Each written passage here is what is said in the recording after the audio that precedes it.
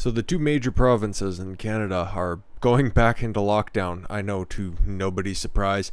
This one came out today, and late after I was done recording, the Alberta mandate came down, but I mostly don't care about Ontario, and I know that Quebec is still under a significant lockdown. They're still under like a curfew for the fucking evening, but the sooner that that province falls off into the Atlantic Ocean, the farther ahead Canada would be anyways. But the two provinces that matter, yeah. So you had Rob Fatheaded Ford come out and say, Ontario, yeah, you guys are just going to have to stay at home because lockdowns didn't work the first two times. So the third time's a charm, right? Fucking Christ. I just feel like I'm banging my head against the wall and nobody's fucking listening. And that's just the view count. The Ontario government has declared the province's third state of emergency amid the COVID-19 pandemic, which will never fucking end, and is issuing a province-wide stay-at-home order effective on Thursday at 12:01 a.m. So get all your shit together tonight, folks. The order will remain in effect for 4 weeks. Bets on if it's going to last for just 4 weeks. Yeah, I wouldn't take that. An official said it means residents must stay home except for essential reasons because Big Brother knows how to protect you better than you know yourself, including going grocery shopping to pick up prescription medication, accessing healthcare, going to work when it cannot be done remotely, and exercising close to home. Oh, I'm surprised they don't have you on a fucking ankle bracelet to make sure that you're only a couple of kilometers from your own home. Yeah, it's just reading from the old playbook. We just need to hunker down right now. We need to limit mobility. I know this is tough on businesses. No, you don't. Oh, maybe you do. You just don't fucking care. But I promise we will continue to have your backs. Yeah. I just don't believe these people. I don't believe them for 1 second. They don't give a fuck. And if they did, they'd figure out a better, more effective way of actually going about this, considering it's such a big problem. And, oh, my variants. Oh, my caseload.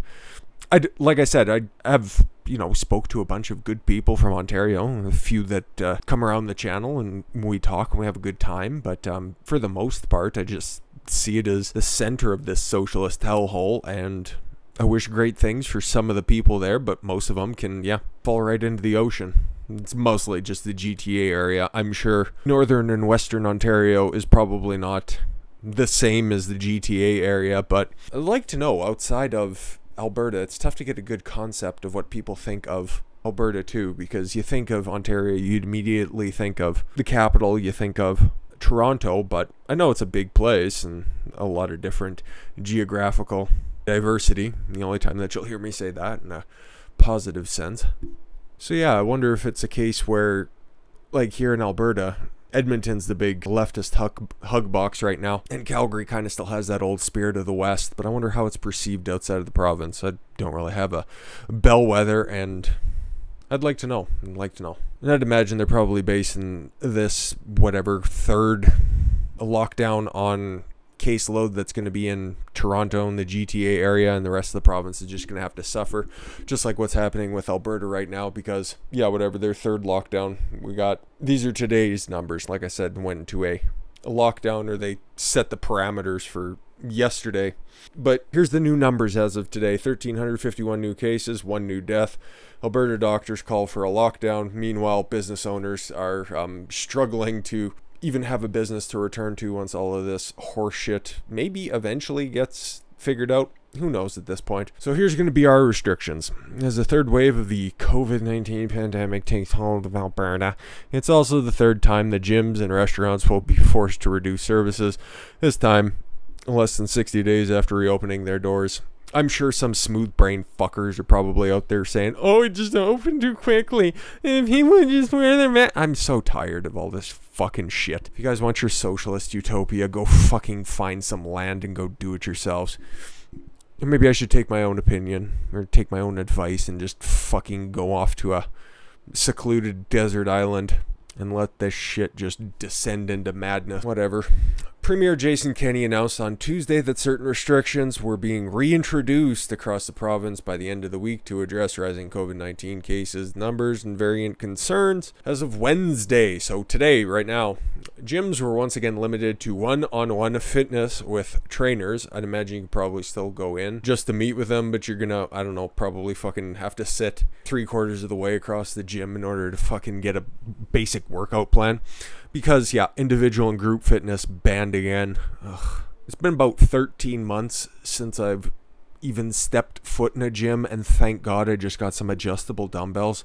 90-pounders, they were very hard to come by, but I got a sweet deal, and I really, really like that because, I don't know, I'm just having to construct my own little fitness center, because if I didn't have all of that stuff at a disposal, I'd be doing a Chris Benoit with the fucking weight equipment that I do have. Oh yes, and by Friday at noon, get this one doesn't make any sense. Indoor dining at restaurants is not allowed. So what, you can come in and have breakfast on Friday, but everybody has to shuffle out by noon? None of this shit makes sense. Can people fucking see that? Oh, I'm just so sick and tired of all of it, okay? You know, like something we're gonna cover later, because I already got everything all fucking laid out, so unless something really, really retarded comes out, I don't fake any of this shit. This is just me. This is just my takes. I don't play anything up, just stuff that I think about and think is important because, well, I know I'm not alone on this stuff, and there's a lot of other people that think this way, want to stay informed, see the horseshit that's in front of them, believe it as such, and just don't have an outlet. And it's maybe because I don't have a big profile. It's maybe because I don't really have many other dependents out there that I can just say whatever the fuck I'm thinking and put all this stuff together, because I see a lot of really cowering motherfuckers thinking they're doing the right thing, just like what these premiers and this stupid ass prime minister is doing. Oh, we're just trying to keep you safe. Oh, we're just trying to not overwhelm the hospitals. Whatever the fucking cause du jour is, or their reasoning behind locking everybody down and making them miserable. But to them, the politicians, their life hasn't changed any. Or the people advocating for this stuff, they probably would just sit at home on Twitter all day long. They probably wouldn't even bother going outside. They don't like doing anything except for just fucking complaining. So their life hasn't changed over the past year and fucking however long this is going to go. Because if you think that it's just going to be 4 weeks for this fucking lockdown, I got a bridge in New York to sell you. And then you got Keith Carlson here, who owns a restaurant called Roy's Place in Clare's home, and says he wasn't surprised to see the province tightening up restrictions again. I'm sure this was probably taken out of context after he's like, yeah, I'm losing my fucking ass here. My business is probably going to close down. We've seen the issues crop up, he said. We see people come in and out, and you believe wholeheartedly that they are not from the same cohort. However, you take the contact information, you ask the questions, and of course everyone's from the same household. Yeah, and just a little bit further down there, yeah, Carlson said his business had just returned to a full complement of staff on the payroll. Now he'll once again be forced to cut back on the hours of his employees, or maybe even the amount of employees. Honestly, the toughest part is the commitment we tried to make to our employees. I've had good people, and they actually left the industry because they saw a third wave coming, and they got out beforehand. Yes, because they knew the government would come and make their jobs impossible, okay? A lot of these people have to make minimum wage, sometimes less than minimum wage. And then it's made up through tips. And if you're doing fucking curbside service, oh, you think, yeah, you're doing a good job because you're just rounding up and, oh, just keep the change. But how many people used to go out, I don't know, from time to time just to a restaurant? Just think back to 2019, so long ago at this point. How often would you go to a restaurant? How often would you go to a bar?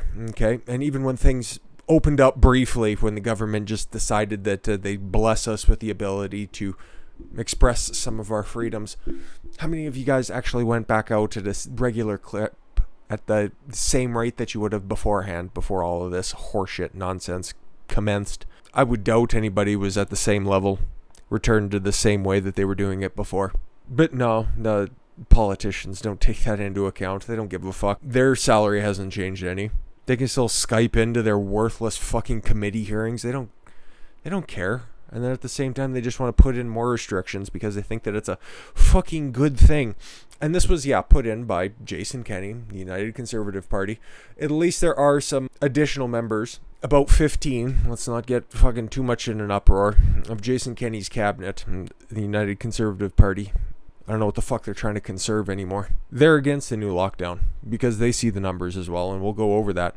And what do you think the opposition for the UCP looks like right now? Yeah, you got this fucking haggard old bitch.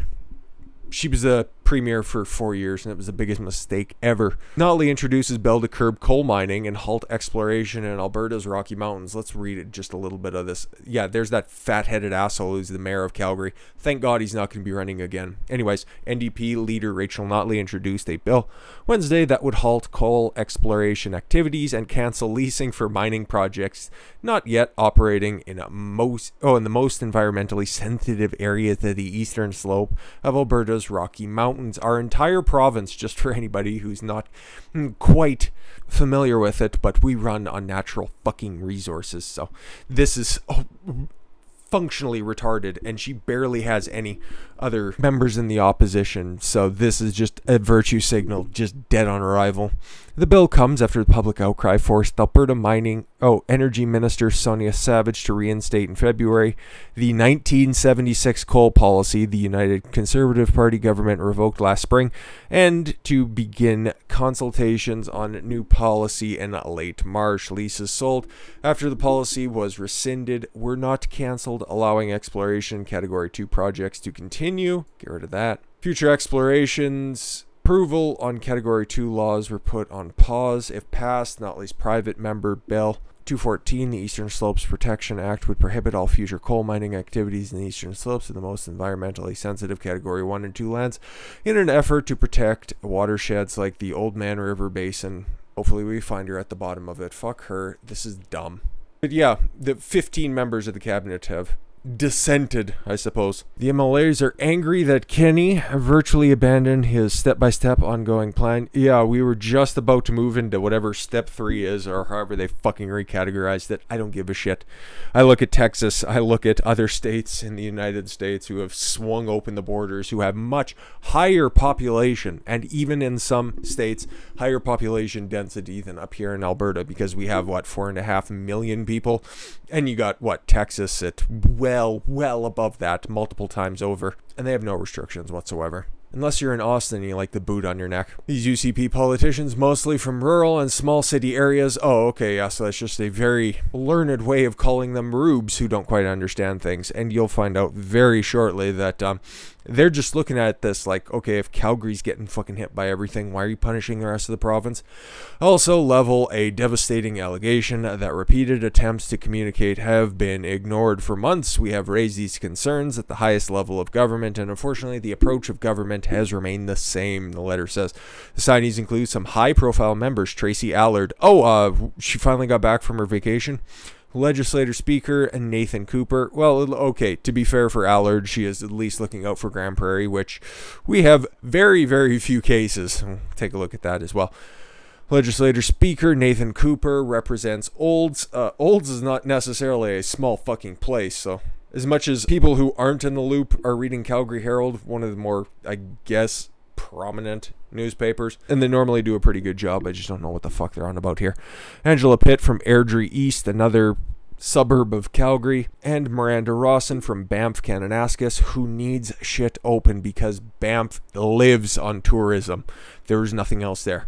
It is just federally protected land and hotels. That is all Banff is. It is beautiful. It is wonderful. It is one of the nicest places you can go to in all of Canada, except for the fact that they're closed down and they aren't allowed to accept any tourists. Thanks, Kenny. Thanks, Trudeau. But what are they locking down over, right? Okay. So we got the numbers. We have the documents. Here are cases from the last week. Notice anything in particular? You see how one fucking spot has all of the goddamn cases. Calgary, okay? Calgary, largest city, space and population wise. They have one of the soyest mayors in Alberta history right now, who has had mask mandates, tried to defund the police. He is a total, utter shit show. And they have over 5,000 active cases because masks work. You have Edmonton not too far behind that. And then you have the North Zone, which is literally everything outside of Edmonton city limits north of that, which is, if you take a look at a picture of Alberta, it is, for the most part, regionally, geographically speaking, over a third of the entire fucking province. And even still, if you add up what, the central, north, south, wherever unknown is. What are these fucking border hoppers from Saskatchewan? I don't get it. Add them all up, you don't get Calgary. You put Edmonton, the north, the south, you probably add the rest of them all up together, you still don't get Calgary. Why the fuck does the rest of the province have to lock down their gyms? Why does the rest of the province have to concede indoor dining? Right now, today, it's overcast, it's raining, the fucking wind is blowing, because of course it is. The fucking sun came up, so of course the fucking wind is blowing. You can't eat outside. You can't even have a fucking brick salad if you wanted to. It'd be just fucking knocked right off your plate. Not to mention that it's what, just above zero? And it's going to be like that because our version of summer up here, okay? If you're going to have fucking outdoor dining, let me just outline this to you, okay? Most of the restaurants in Grand Prairie have a very, very limited patio. You know why? Because anytime after 6 o'clock in the evening, if it's not between the middle of July and the middle of August, you'd be lucky to have a double-digit evening in the temperatures, okay? And if you do, you got to contend with the wind. Who knows if it's going to be raining in the evening? And we get punished for this horseshit just because some bedwetting fruit in Edmonton decides that this is the best place to go. I've so had it with all this shit. You know what? They won't follow any of this stuff. Like, okay, oh, we don't want to overrun the wonderful AHS. They do such a great job. Cocksuckers, all of them. There are 333 people in hospital right now. That's it. We were supposed to go to stage 3, what was it, 2 weeks ago when the cases were under 300. And then at their deadline, they were 283 and they were expected to just fucking skyrocket. And that's what they are today, 333. How many hospitals are in Alberta? You know how many intensive care hospitals there are? You can fit more than one person per intensive care. There are over 150 intensive care. There are over 1,500 intensive care, or rather critical care beds in the province. And we're worried about, what, 333? 6,000 emergency beds. 2,000 people have died in over a year. And who are dying? Unhealthy people. Unhealthy people. 86% of people have hypertension. High blood pressure. 54% of people have some kind of heart disease. 51% of people are off their rocker. Kidney failure, diabetes, respiratory disease, cancer, stroke, liver disease, and then, oh my, immunocompromisation. 2% of people. 2% of people. What's the age? What's the average age? In the fucking 80s. This is what we're locking everything down for. This is what the third lockdown. Don't worry, this one will work this time. Don't worry. We got you covered. Government's out here. They're looking after you. They got your best interest in mind. Even though nobody's going to have a fucking job to go back to. Even though nobody's going to have a fucking future. They sacrificed a fucking year for this type of crap. They don't care about you. They just care about controlling you. Case in point. Set up fences. Put locks on the doors. Have armed guards there. At a church.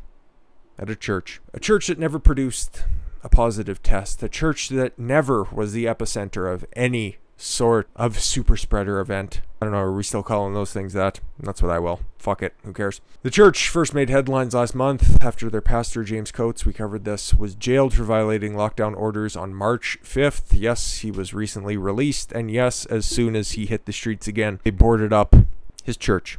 The Grace Life Church, the Alberta Church, just outside of Edmonton.